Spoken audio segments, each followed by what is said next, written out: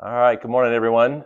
For the crowd here, just to give a little history about what we're doing here, there's an organization loosely associated with the Flying Resort Ranches called Wilderness History and Open Access. And it's a 501c3, and the idea is it's an opportunity to provide access to the backcountry, and we do that largely with trail clearing, a little bit with airplanes as well, but mostly trail clearing for people to have access to this wonderful country we're in. And then also to capture a little history. We've got a very rich aviation history in the state of Idaho. As you know, the largest wilderness area in the lower 48 is in Idaho, central Idaho, roadless area. And how do we access this area? The same way we all got in here today, which is with airplanes. And so we want to capture some of that rich history that we have here. And this is about the fourth or fifth year, I believe, Paul, that we've done this. Yep. And so we're working our way through. And this year we're very lucky to have a guest from Eastern Idaho who knows a lot more about aviation than I would ever think I could know. And so we have Bob and Jane Hoff here this morning. So thanks for joining us. We've got a list of questions we worked up, and we'll kind of walk through that and talk a little bit about your family history and the genetics that's in your blood and continuing to run in your blood. You got a bunch of your family here today as well. So with that, we'll just go ahead and get started. Well, thank you, Tom. Thanks for your introduction. When you became a senior, you've been around a while, and you've flown something like 65 years. I guess you accumulate some stories, but you know, my career has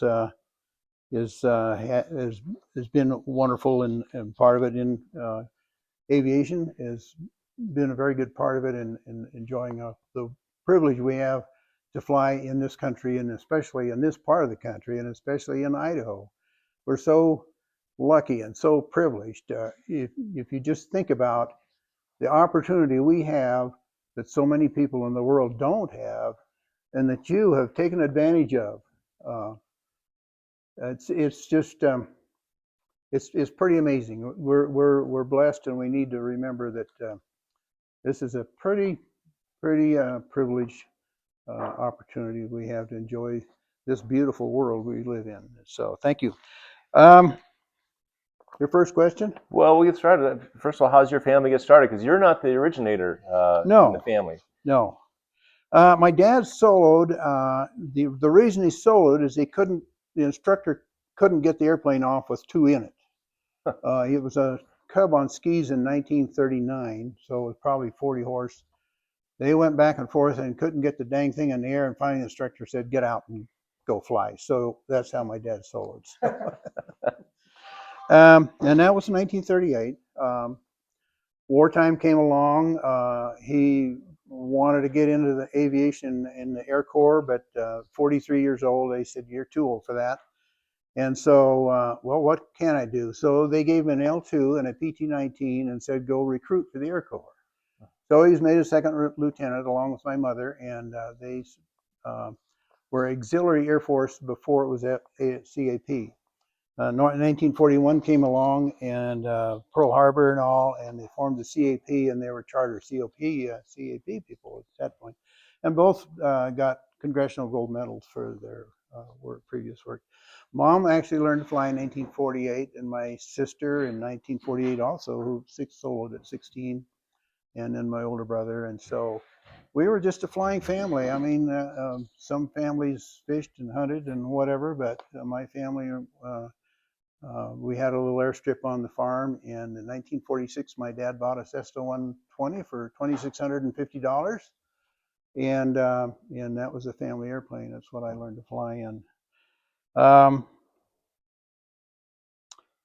When I got out of high school, I got my A&P at Idaho State College. I claim them probably the only one living that's landed at all four Pocatello airports: the University Airport, and a little strip called Hillside, and the Municipal, which was along the highway below Simplot now.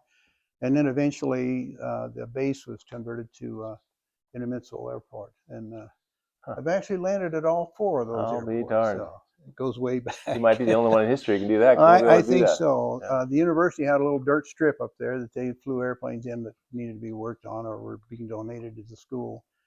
And I flew the 120 in there a time or two and parked it with the cars and went to school. And it was kind of fun. So you come from a farming family primarily, who then got the aviation bug. Is that right? Yeah, yeah.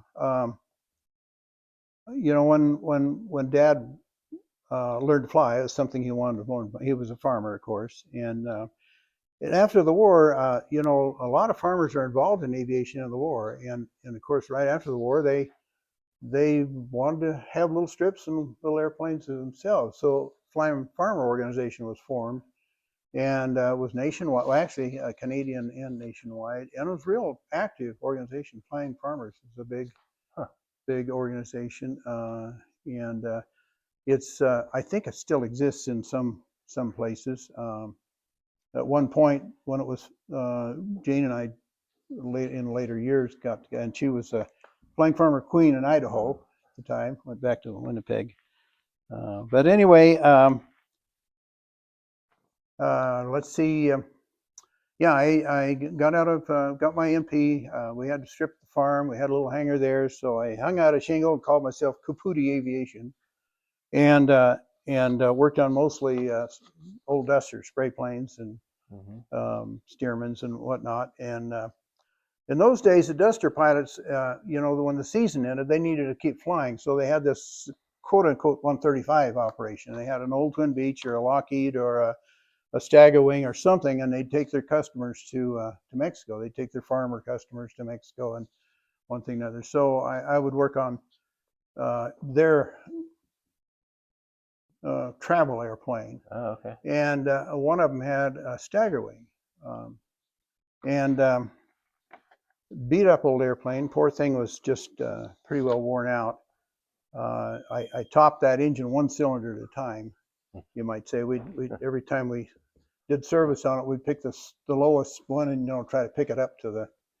Yep. And so, but occasionally I'd ride with him somewhere, and getting out of the 120 into the Stagger Wing was, you know, pretty impressive to me. I thought, you know, you just point this thing and it goes.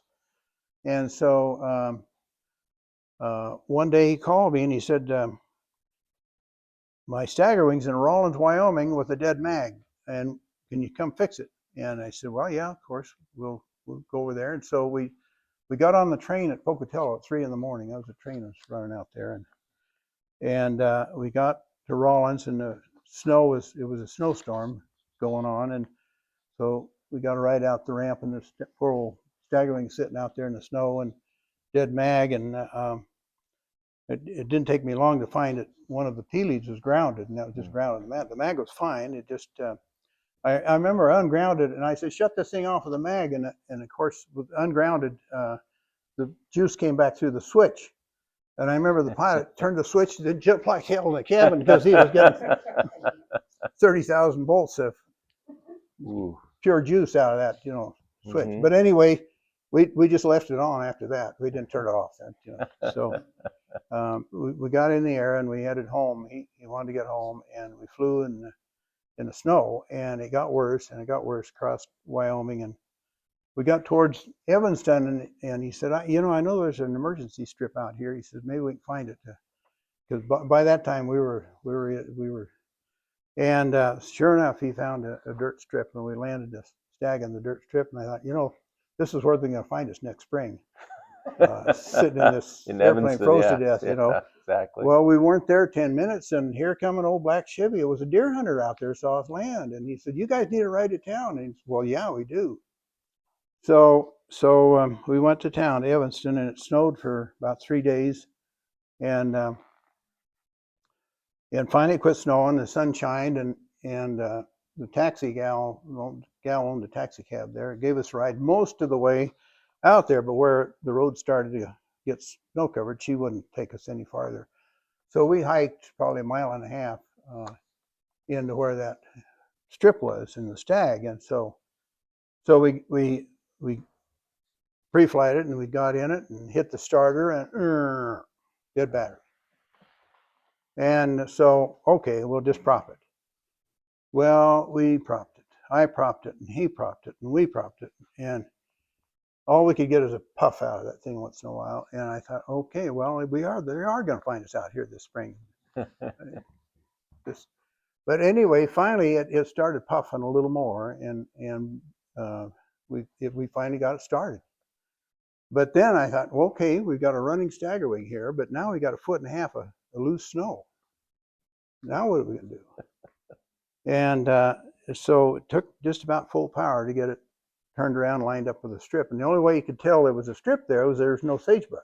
You know, there's sagebrush here, sagebrush there, snow here. And he gave her the gun, and we sludged through the snow, and we sludged a little fast. We did drift, it just about stop it, and we get going faster and hit another drift, and pretty soon we was hitting these drifts, and the airplane was slewing around, and pretty soon the snow was breaking over. I was watching the snow come over the right wing there a time or two, and finally we got faster and faster and faster, and finally he pulled back on the yoke, and that thing come out of the snow, and he was cranking the gear up, of course, dead battery, and I was looking out the window at where we just come from, and I thought to myself, you know, I got to own one of these someday. I never saw an airplane that could get out of a mess like that. Yeah. So that was my vouch to own a stagger wing.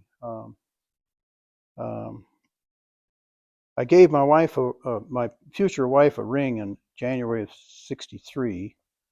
And I happened to go to town, and Pete Hill had a chalkboard with airplanes for sale. And I walked in there and looked at the lobby, and of course all these Stinsons and Champs and Cessna 140s and occasionally a 172. And at the top of the line it said Staggerwing D17S, $3,450. Now that was a lot of money in 1963, but I just happened to have, I'd saved that up. And I said, where's that stagger? Well, it's out in the hangar. So I went out there and looked at this red stagger wing sitting there, and leather interior, had some radios in it. I mean, this thing was a dreamboat.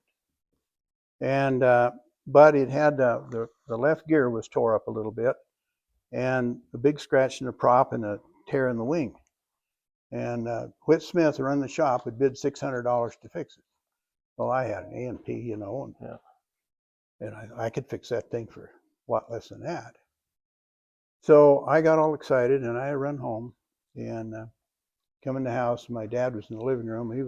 Dad was kind of had a heart attack, and his health wasn't too good, so he sat in a wheelchair a lot, and or not a rocking chair. I'm sorry, not a wheelchair, a walking chair. Anyway, I went in and I said, Dad, I found my airplane. I said, Pete Hill's got a stagger wing, $3,400, and I got it, the money for it. And Dad looked at me, you know, and dang, you know, those dads have a lot of wisdom, you know. They do. Dad was never a no guy. He never told me no, you know. He never shut anything off, but he always enlightened me sometimes. And he says, didn't you give Jane a ring? And I said, well, yeah. And he said, you know, I can see how you can swing one of those deals, but I don't think you can swing both of them. So I didn't buy that. But yet we sit here today and you have both of them. Yeah. So anyway, that's kind of the beginning. Let's see, where do we go from here? You had more questions here. I have a lot of questions. Well, you mentioned farming and getting started there, and you have a beautiful grass strip there that has the name of Rainbow Ranch, and I always am curious. In this day and age, rainbow has a lot of different meanings. Well, it does, and this goes back to 1903. A fellow by name, actually, Sam Taylor homesteaded that place in 1869. Sam Taylor was the brother of Matt Taylor, who put the bridge across the river there that started a little place called Eagle Rock, which became Idaho Falls. And Sam was quite a guy. He and his brother Ike brought a lot of cattle out of Kentucky and ranged there in that area, and homesteaded our place because it had creeks and water sources and one thing or other. So he homesteaded our place in 1869 and 1970 and filed on all the water rights around there in 1896. We have some of the oldest water rights in Idaho. Lucky. But anyway, Sam was one of the authors of Idaho Constitution, and he was the sheriff of Oneida County, which is the biggest county eastern Idaho. And he never carried a gun, but was known to always bring his man in. He was quite a fellow. But he ended up raising racehorses there, Hambletonian racehorses on the ranch. And when my grandfather bought it, there was 450 of them there. still. Hambletonians are not bred anymore. They were a trotter. Hmm. One of them set a speed record in Kentucky that lasted 27 years. It was a pretty renowned, famous racehorse, kind of like Secretariat. He won all three of the big races. Wow. And but anyway, Sam sold to my grandfather in 1903, and my grandfather had owned some property west and had watched the rainbows over this ranch over the years.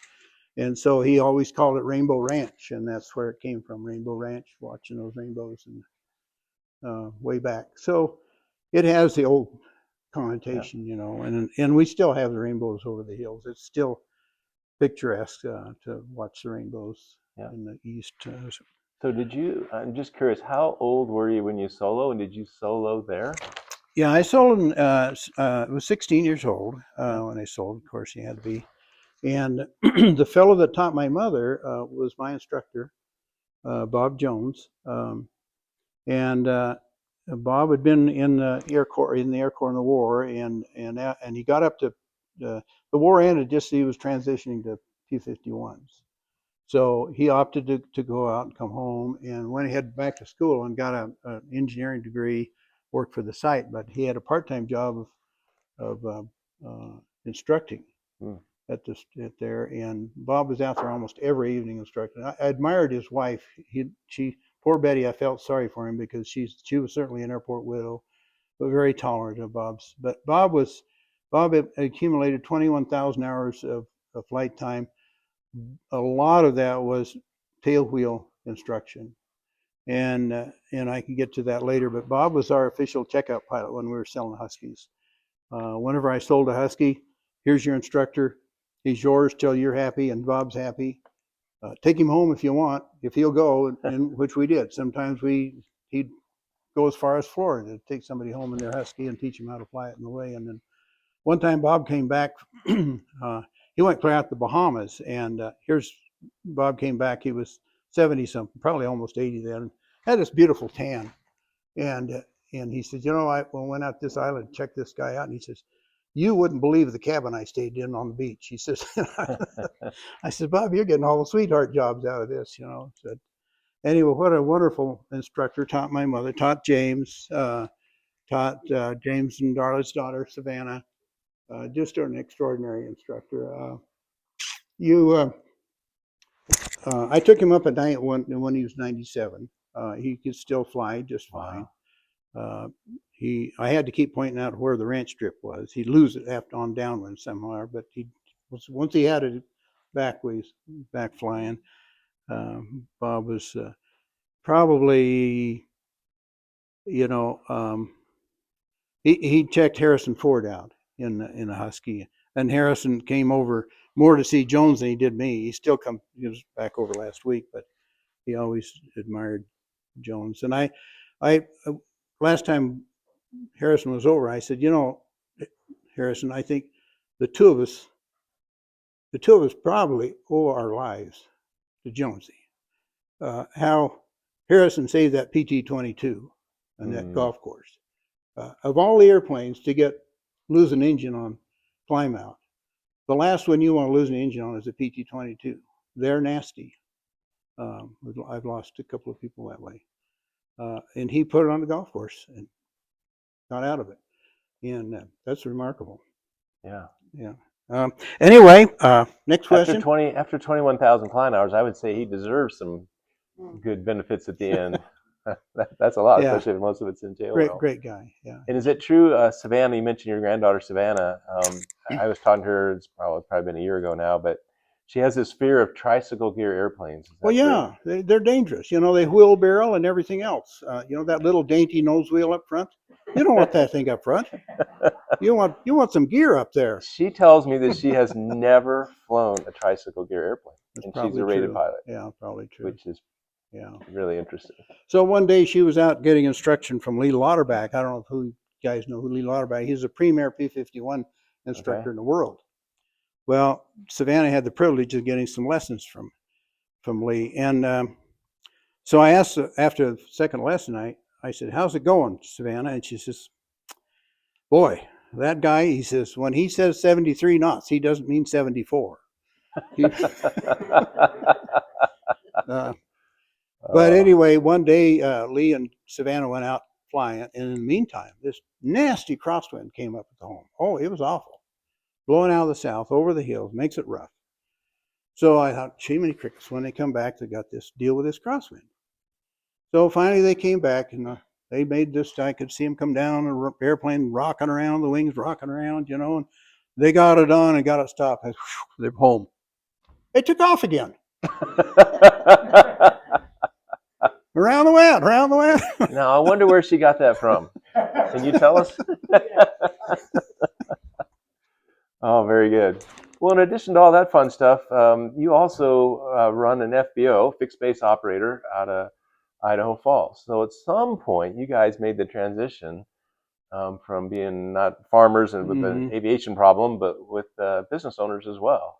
How did that all get started? Well, one of my friends went through A&P school a year or two after I did and became lead mechanic at the shop there in Idaho Falls.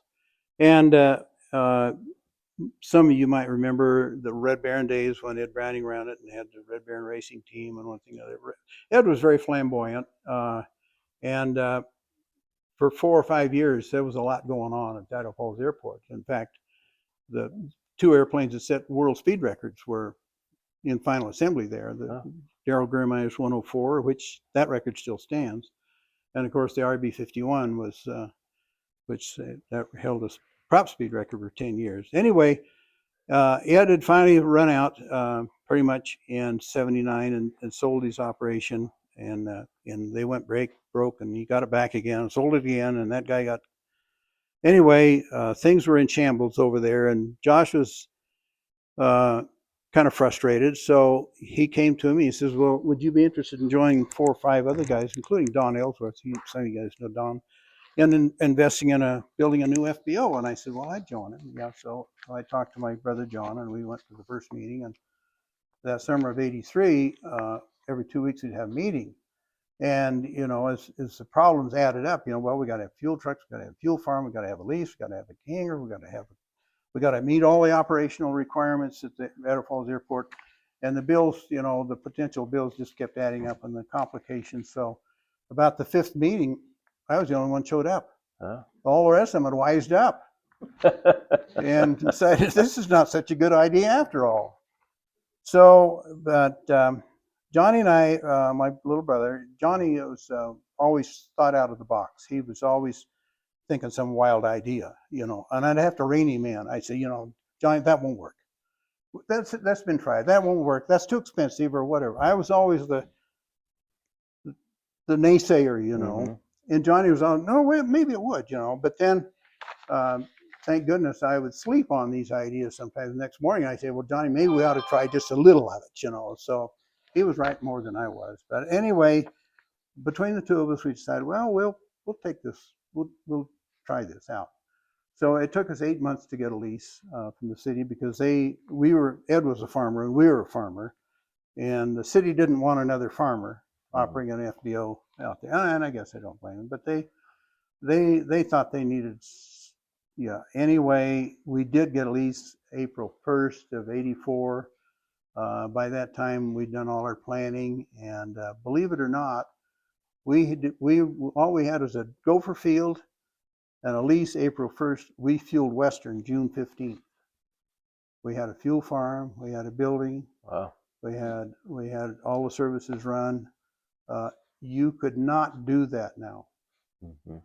It took me 3 months to move a fence 16 feet on the airport last time. But anyway, Aero Mark started out in spring of '84, and that was the days of deregulation. You airline guys remember? We had about a half a dozen little startup airlines. And in those days, we bought fuel and sold them to the airlines. You don't want to do that. I learned a lot of lessons the hard way, but we survived it. And SkyWest started the same year we did. They were operating on credit cards to get the wheels turning. SkyWest, and Steve knows a lot of the SkyWest history. I just talked to him about it. Very, very successful airline and operation, and they're always, even though we had to kind of float things, the two of us, SkyWest, and we were borrowing for fuel, and they were borrowing to pay for fuel, and I kind of parallel our startup with SkyWest startup, but they always, were honest with the things, and in some cases, a couple of cases, the airlines were not. But Aero Mark is 41 years old this year. We've never had a serious accident, either customer or, well, attributed to us, or in customer. It's got a good record, and our safety is number one all the way, always has been. That first fueling of Western, we fueled a 737. I remember pumping that fresh fuel that we just run through our system for the first time, and looking up in the window and seeing people in the windows of that airplane. And, oh, egad, they're hoping we know what we're doing out here. It's a responsibility, and you got to take it seriously. Yep. So that's the Aero Mark story. Yeah, fantastic. James stuck with me all through that. Yep. James worked out there. It was a family. Well, now you got your other son, Thomas, out there running that show. Yeah, Tom's kind of our operations QC guy. Tom went to school, got a degree in paleontology, and Tom's was our scholar, you might say. Not too business oriented, but he's come a long ways. He's does a pretty good job, actually, and I don't have to go out there a lot. And so James and I can kind of watch it. It seems to me that one of his big hobbies is taking photos and writing articles about round engine airplanes. Yeah. Tom, I was wondering if you could talk a little bit about your relationship with the round engine roundup. Tom puts this publication out mostly quarterly, sometimes 3 times a year. It's a beautiful publication, and Tom's turned out to be quite a aviation photographer. He does a lot of the photography that's in here. And James is our pilot for. We usually use the Twin Beach for the emergency door off, or the 180 with the door off, and get a lot of. Anyway, this is probably a premium newsletter. There's hardly any newsletters of that quality, and it features old stories and new. So Tom's really talented at that, and he puts that together. And here in a couple of weeks, you're bringing everybody in? Yeah, we have Staggerwing Club started in Tennessee way back in the late 60s, early 70s. And when I first flew back, Jane and I first flew back in 76, they'd started a museum there for Staggerwings. And it just kept growing until it included. There was a long debate on whether to let the Twin Beach guys in, because they flew tin airplanes. We didn't want tin airplanes, and then we said, well, if we let the Twin Beaches in, then the next thing, though, the Bonanza guys going to be knocking on the door, be part of the party. And so we resisted that for a number of years. I remember about the 9th year we debated out at our board. I was on the board of that group, and they voted on letting the Twin Beach guys in, and it was 7-2, and the 2 of us voted no. Even though I owned a Twin Beach, I voted no. And because I felt we were representing a golden era, not because we had a beautiful thing going, and we'd get 30-40 Staggerwings there, and we'd let the Howard guys come in, but anyway, we lost a vote, and George York was one of the founders, and he was over there, and I looked at George and I says, I guess we lost. I says, it's not. And I said, George, I said, I'm joining them. And George says, well, I guess I am too. So we let the Twin Beach guys in, and sure enough, it kept morphing, and now we even have Musketeers here. Can you believe that? Oh, wow. Musketeers coming in. Yeah. All the Beechcraft products. It's a Beechcraft museum. Beautiful museum. Highly recommend going there. It's probably the nicest type museum in the world at this point. And it's totally independent. It's not. What was the question? That's awesome. Well, my next question is, you've associated yourself with these Staggerwings and these great beach airplanes, but today you're going to fly. I don't know if flying out yeah. today or not. But you're flying an Aviat Husky, and I Yeah. was just kind of curious how you got started with the Huskies and kind of a modern classic airplane, if you will. Well, the stagger wing led us into that. I'd fly over to Afton, where they were building Pizzas, and Aerosport was the name of the company. And Herb Anderson was the manager, and had worked with Curtis with Curtis Pitts to get the Pitts into production. And Herb was he'd worked for Mooney and Piper and all that. He was one of those guys you didn't hear about that actually had really improved light aircraft over the years. A lot of great things. So I'd fly the stagger wing over, and Herb come out and look at the stagger wing and say, he'd show me how the stagger wing compared to the Pitts, because they're very, very similar in structure and construction. And so I kind of got friends with Herb over the years. And I flew over one day in 1985, and Herb drew him into his office with a drawing board, and he had this Cub-like airplane on the drawing board. And he says, we're thinking about building this airplane. And he told me all about it. And I flew home and thought about it. And I called him back, and I said, Herb, do you need any dealers for those? Because he told me it was going to be a great little airplane. And he said, no. He says, Herb was a no guy. He always said no. And if you asked him twice, it was hell no.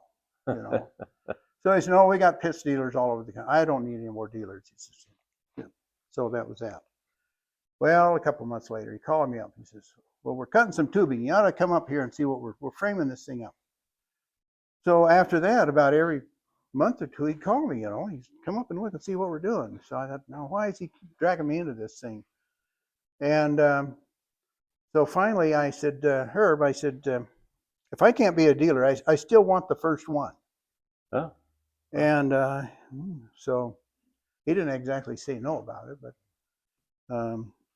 so then I became more important to he'd call me up almost and start asking me questions.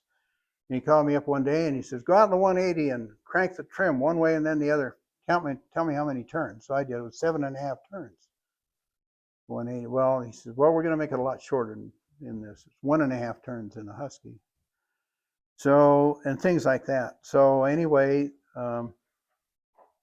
as it came, they were test flying the prototype, and I never got to fly the prototype. In fact, I hadn't got a chance to fly it at all. And they built the prototype and the serial number 1, which is what's called in production, it's called development airplane anyway. And there was a lot of struggle. I mean, there was a lot of heartbreak. I wouldn't call frustration. And Herb was easy to frustrate. And I'd come up there and he was just having a tantrum about things, and he'd want to know what I thought about this or that. And he just wanted somebody to vent. And I remember one time we bent the things on the bottom of the rudder there, whatever you call them. They were bending, and we weren't getting the tail wheel adjusted. And Herb was about to tear his hair out, and so I'm not an engineer. I really couldn't help him, but he at least could vent with me, and so we got pretty good friends. So here comes serial number 2, and he says, "This is yours, Bob." And he says, "Mine to sell?" And he says, "Yeah.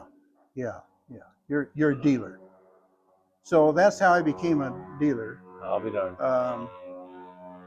And I when I picked up serial number 2 of May of 87, and I flew it home. We had a Cub, we had a J3, and I'd flown Super Cubs. And by the time I got home, I knew we had a winner. It was fast, a lot faster than a Cub. And I just liked the way it handled. It wasn't sloppy. It was firm, and I got home and I thought, geez, we got a winner here. And so a couple of weeks later, I called Herb. I says, what about going to Oshkosh, showing this thing off? He says, Herb says, no, we don't go to Oshkosh. He says, it's a lot of money and you don't sell airplanes there. He says, it's a waste of time. And I said, nobody knows about this airplane. says, "Can I go to Oshkosh?" And I was, "Have permission?" He says, "Yeah, but don't expect any support from the factory." So I bought the insurance and I rented a spot, and a friend had a 206, and Jane and I and those guys, and we dropped the crew off the 206. We dropped it off and pick up a motorhome, so we had an office, and we got set up at Oshkosh, and then they put the row of the bathrooms right behind us.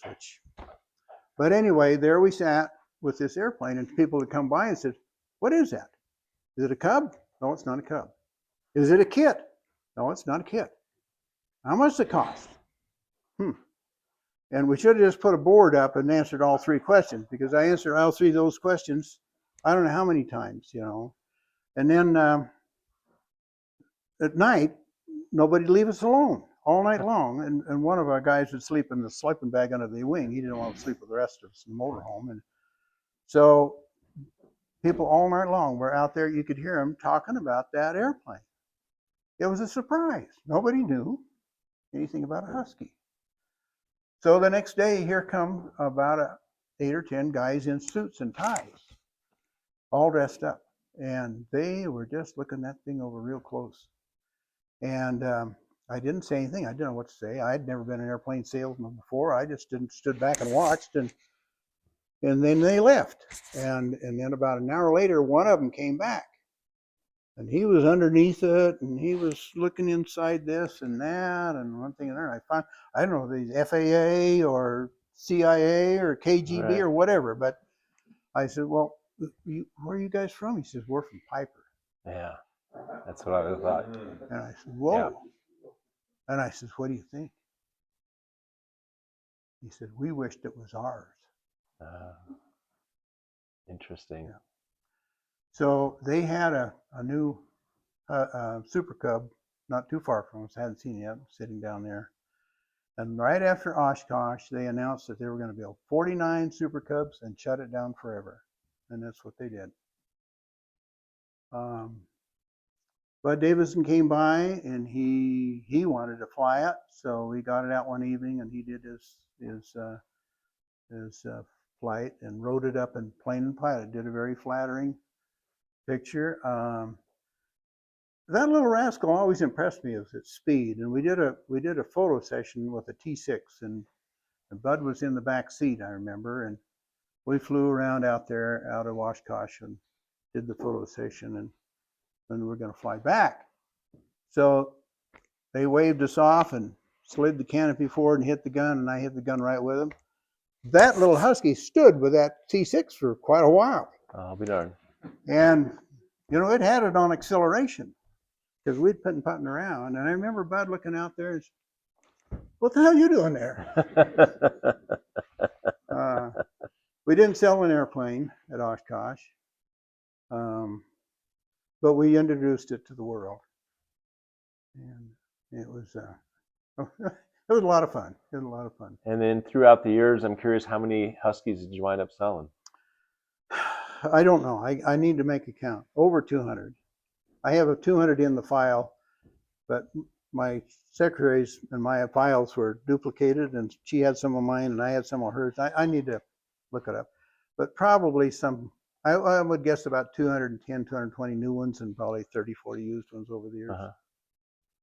Any good stories about customers or anything that? Oh yeah, there's so many good customer stories. I could be here all day telling you customer stories.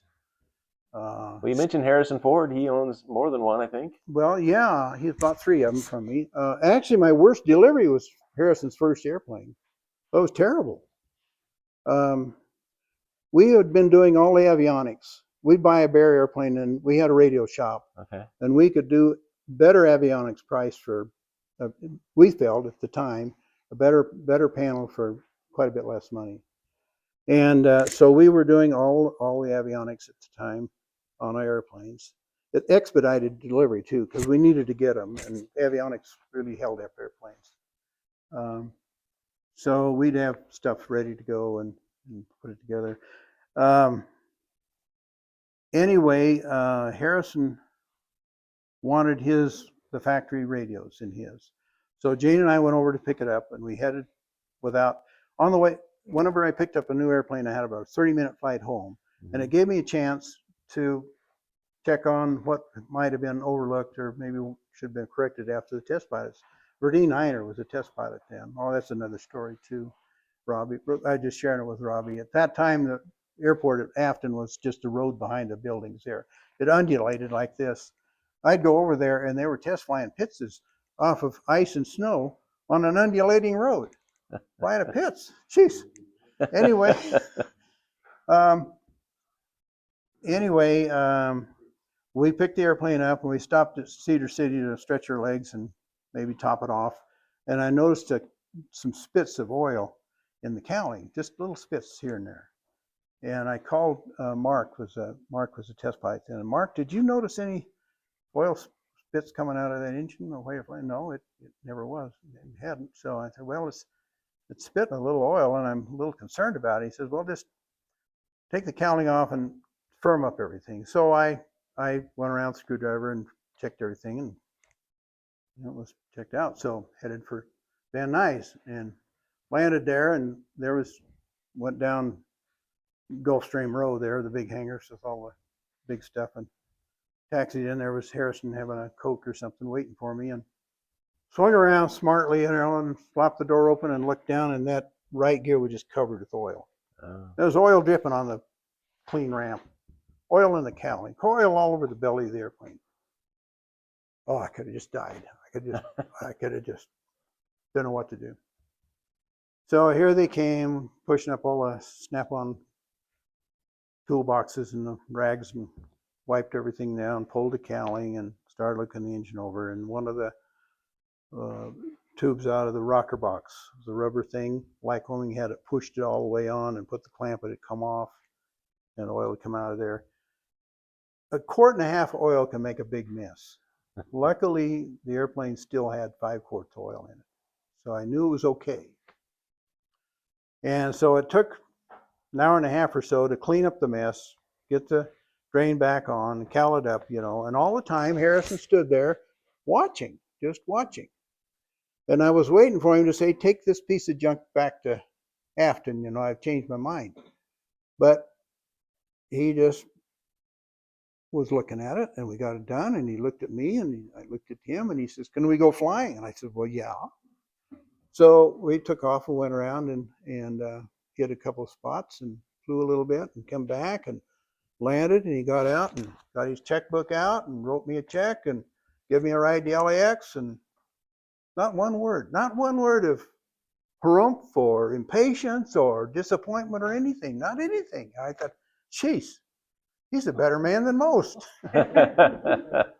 Somebody had said, I want $5,000 off or something, but not one bit of complaint. I'll be darned. Isn't that something? And he's turned into a pretty good friend over the years. Oh, yeah. He's a good guy. Yep. Yeah. No, that's super. He's a good pilot, in spite of all the news. Yep. Very good.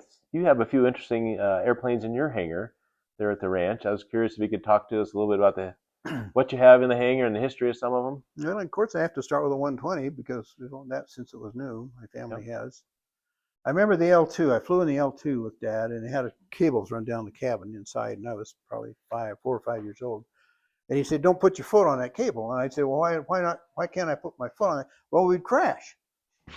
More, I figure, Well, we got the 120. That's the first thing I checked out. There's no cables running in the cabin there, so that was a relief. A bonus. Mm-hmm. And that little airplane's still in the family. And James and I restored it a few years ago. It's just like new. We had Lycon pep it up, so it's got theoretically 117 horse, which just made a beautiful airplane out of it. I mean, coming out of the grass strip and with 2 on it, and no problem. 85 horse was questionable, but it's a performing little bugger. And I flew it for the first time in 2 years a few days ago. I flew the Stearman, and I flew a Husky, and I flew the 120. Guess which airplane whipped my butt? It was the 120. Yeah. And I thought, no wonder I could fly the rest of this stuff. I learned in a 120. It doesn't want to land, no flaps. If you're doing 70 at the end of the runway, you ain't seeing there. You're going somewhere else. I'll be darned. You got to be slow. It's not going to stop for you. Oh yeah. Oh, the two Stearmans. I bought two Stearmans at an auction, a big pile of parts and a smaller pile of parts, and I put the big pile of parts together in '96 to expedite the 450 conversion. The DAR that signed it off was nervous about the engine mount, so I said, well, let's just make it experimental so I can fly it. So it's been experimental until about a week ago. We finally got it back in standard category. The 450 Stearman. I'd heard all the hoary stories about 450 Stearmans. I'd never flown one before when I'd flown, but I have to tell you about my first flight in a Stearman. It was a little bit out of the ordinary. I was on the right wing and my buddy was on the left wing. You know how kids are. Uh-huh. My buddy and I talked about, there was a guy spraying crops out there, and we said, would you ride on the wing of that thing? And they said, well, of course I would if you would. You know, you say those things out of bravado. Mm-hmm. Well, one day the two landed. He was spotting for this guy, and in those days the spotters rode in the baggage compartment of the Stearman. They just stood back there, you know, to transport them from one spot to the next. And they landed on the field there, and Jerry took his wallet out and put it on the ground. And he pulled his boots off, put it on the ground, and got on the wing and says, "That's wing, the right wing's yours." Really? I wasn't serious when I said about this riding on a wing of a Stearman, you know. But you know how kids are. We're 10 foot tall, and so that was my first ride in a Stearman. I was out on the strut. You couldn't got me off with a snap roll. I was stuck on there. Yeah. So anyway, I'd heard all these hoary stories. I did to fly one in the air a little bit. Sonny was the Red Baron, the aerobatics team was in town, and I wanted to just get off, and didn't let me land and take it off, but I got to fly around a little bit with it. And then he wanted to fly the stagger wing, and I said, statute of limitations run out on all these things, by the way. He says, can I roll it? And I said, well, I've never rolled the stagger wing. He said, well, can I roll it? And I said, well, I guess so. So we rolled the stagger wing. So anyway, when I test flew my Stearman, I went around the patch at the farm, and I landed and three-pointed and just rolled out to a stop. And I thought, boy, that was a lucky landing. This thing's supposed to be you know, a handful. Mm-hmm. So I did it again, and I did it again, and I did it again. That thing is one of the most docile airplanes I've ever flown. It's a 450 Stearman. It's just 3 points, just beautifully. It'll wheel land beautifully. It's a docile airplane, but in a way it's a beast. When you open the throttle, it follows that engine. Mm-hmm. And Stearmans are they're an amazing airplane. They're aerodynamically inefficient, of course. They're made that way. But Boeing did a beautiful job in the hardware. The hardware in a Stearman is just beautiful stuff. Years later, James tackled a smaller pile, and he had a long ways to go. And it took him a long time. He started when he was in A&P school. But he finished a much nicer Stearman, and he's got 4 ailerons. That makes a much nicer rolling airplane. A 2 aileron Stearman is not a good roller, among other things. But a 4 aileron, it's beautiful, rolls beautifully. It's an Addison Pemberton conversion. He's also got a Bendix fuel injection.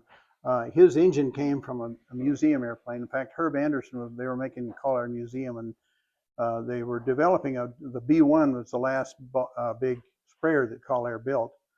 And it had the 8-cylinder Lycoming on it, or a 95. You can get either way.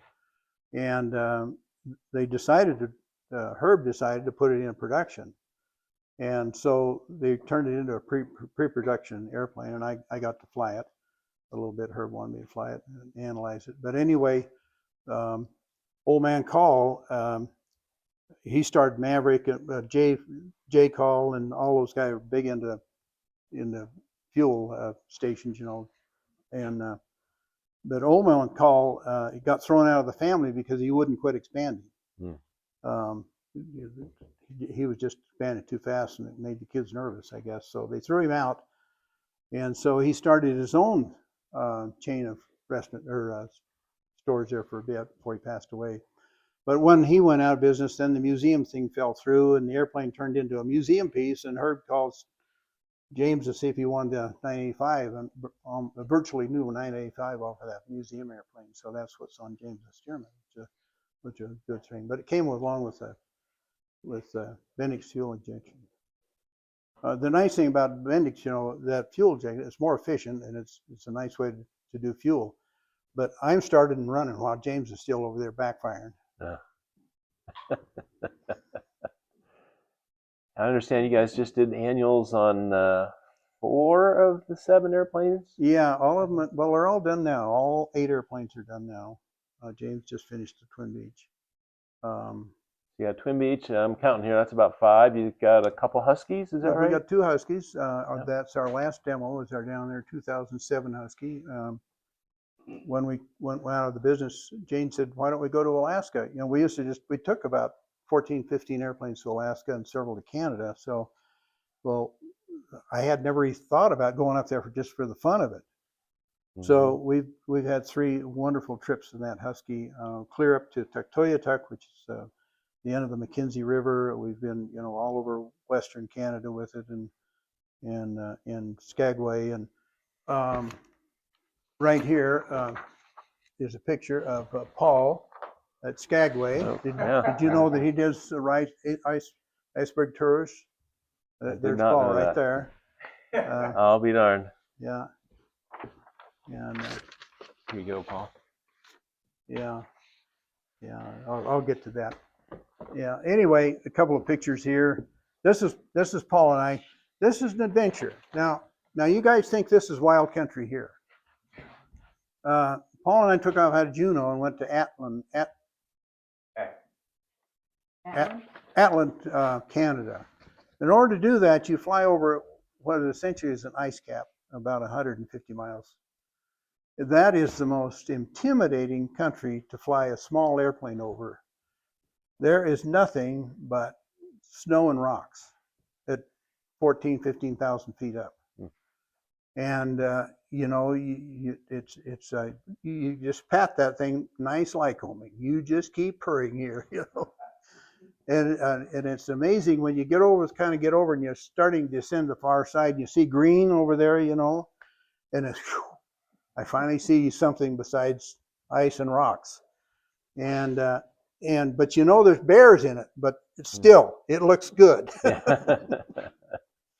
And we flew into Paul and I have had some good fun trips. We went up to Skagway and Juneau and Skagway. I had to find it's hard to find sourdough hotcakes up that country. You go to Skagway, you land there, and you want to go get a sourdough hotcake. Nobody makes sourdough hotcakes in Skagway. It's amazing. So it became an issue with me to find sourdough hotcakes somewhere up there. But we've had some good times. We enjoy the customs relationships, especially. I screwed up. When we were filing our to come back through customs with our EAFIS and all that stuff, Right.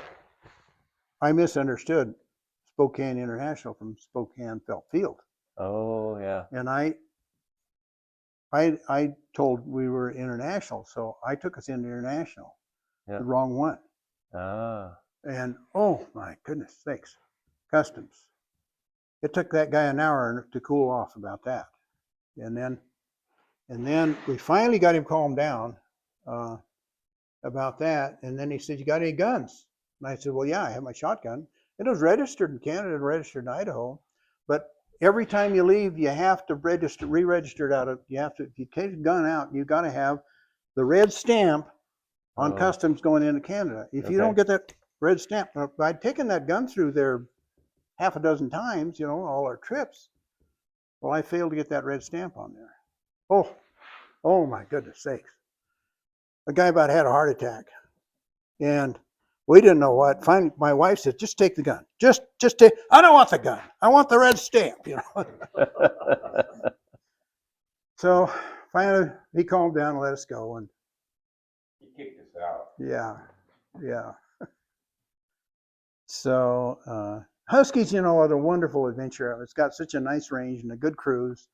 Jane builds a little nest in the back, and you know, it's just a perfect adventure airplane for that country. Yep, I would agree. What else you got? Well, I'm just curious if you have any advice. You've done a lot of backcountry flying, a lot of, like you say, Canada, Alaska flying. Any advice to the crew here about lessons you've learned, things you would maybe not do again or would do better? Make sure you get the red stamp on your shotgun Yeah. paper. You know, whenever we do fly, we always fly on upper half of the gas tanks. Huh. Pick up gas everywhere you go. Don't ever get low on fuel. And don't stay overnight in Watson Lake. Whatever you do. Is it haunted, or what happened at Watson Lake? Well, James got stuck there last summer at 4 days, but we've been stuck there too. It's 12 miles to town, and I think the cab ride's $60. And you don't, when you get to the hotel, you don't want to go inside. You just want to sleep out on the lawn. Yeah, but it's an interesting airport. It's the last one of the big military hangars, you know, that they built during the war. But Canada's a wonderful. British Columbia is a spectacularly beautiful country area to fly in, and the people are good up there. Service is an interesting thing in Canada. It's you land at an airport and the lineman doesn't come out and meet you. In fact, you don't even know where he's at. You kind of park, and then you start walking up and down and trying doors, you know. And finally you open the door, and there's the line guy sitting in there, and he says, "You need fuel?" And he says, "Yeah." "Oh, I'll be glad to help you." You know, it's wonderful, but they don't know how to, you know, down here in the States, you expect to be marshaled and chalked and, you know, everything. It's a different philosophy up there. I don't know whether it comes from Quebec or whatever it is, but they're nice enough people, but you've got to have to be aggressive to get, Right. you know. Flying the Husky, I don't know. What's that? The shootsies. Well, yeah, you meet some really interesting people. On floats, we took one up on floats. That's a real adventure when you're on straight floats, because now you've got to find fuel and places to land and stay, and you meet some really interesting people there, because float flying is a whole different thing. We picked a new one up in Minneapolis on bombing floats and took it to Wasilla, and the whole trip was kind of an adventure. And it's a good thing you need to learn to fly floats on rivers, not lakes, because you're forced to use rivers and stuff. And sometimes those rivers are pretty fast, and that's a whole different game. It's river float flying. But the Husky is extremely forgiving. I mean, we put the first, in fact, the first one Husky to go on floats we took up in 1989, and we put it on floats in Alaska using Idaho's drawings, and in Alaska they know how to put floats on airplanes, and Idaho had a pretty screwy way of doing things, so they actually did it the way it's supposed to be done up there, and you know, much better. And Idaho ended up changing their drawings to what we did up there, and we delivered to a fellow that had been flying up there he was 75 when we delivered the airplane to him, delivered on floats. We took one to Oshkosh. We wanted to show it, so we didn't want to leave it in the lake. We wanted it. So Jay Fry of Idaho said, "Just land on the grass." And I'd never landed a float plane on the grass, so I was nervous about that. And so, you know, I said, you know, I really don't. He says, "Well, I'll do it for you if you're nervous." Well, okay, I'll let you do it. I'll land the water, you pick it up and bring it over the last. So I called my insurance company and said, "Now Jay Fry is going to land this thing on grass. Are we insured for that?" And he says, "Heck no, we're not insured to land float plane on grass." He says, "What are you thinking?" I says, well, I guess we won't do it. No. Let him do it. I said, you just told me I'm not covered. We'll just sue the hell out of him who wrecks it. So he skidded it on grass just fine, and we used a dolly takeoff, and we showed it on floats there at Oshkosh. That was the first one to go on floats. Jane and I took it out. We landed on the Yellowstone River. We were going to camp there. You need to explore your campgrounds before we landed at just the sun was setting out of Forsyth on the river, and we landed in a swamp, and that swamp was just loaded with mosquitoes.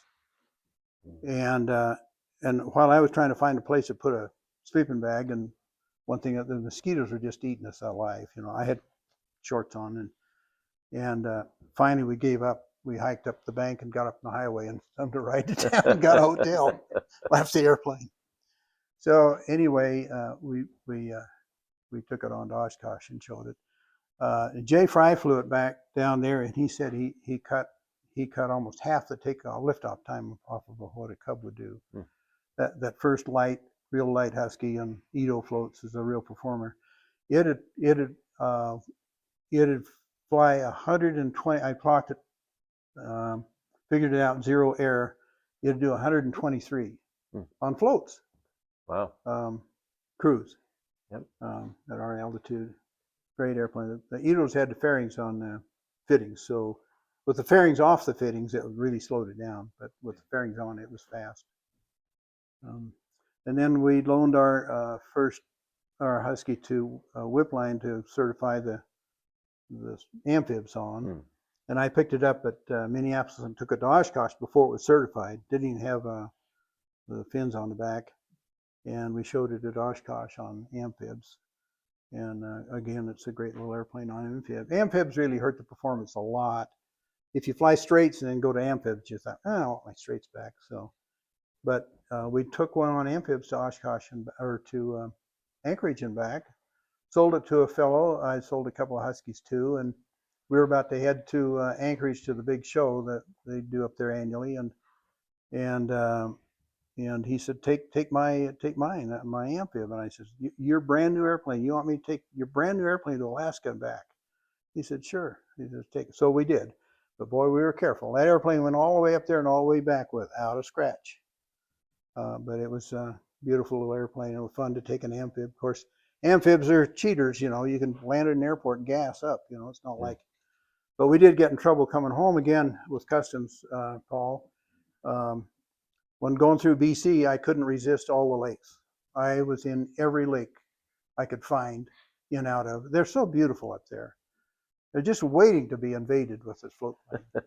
And so at Castlegar, we landed, and Jane and I were gassing up, and this big orange and white Twin Otter landed behind us and stayed running while we were gassing up. I thought that's strange. And so we took off out of Castlegar and headed for U.S. Well, they had been following us because we were acting suspicious. And so when we got to customs in Spokane, and they were ready to take those new floats apart to see what kind of drugs we were carrying, I finally convinced them to let us go. But we delivered that airplane to that fellow without a scratch. It was a nice. Huskies are great float planes. What was the question? That's awesome. Well, we're starting to run out of time, so I just have a couple more questions. One is, I know you in a slightly different way, not aviation related, and that's the transportation department, where you are a member or director of the Idaho Transportation Department.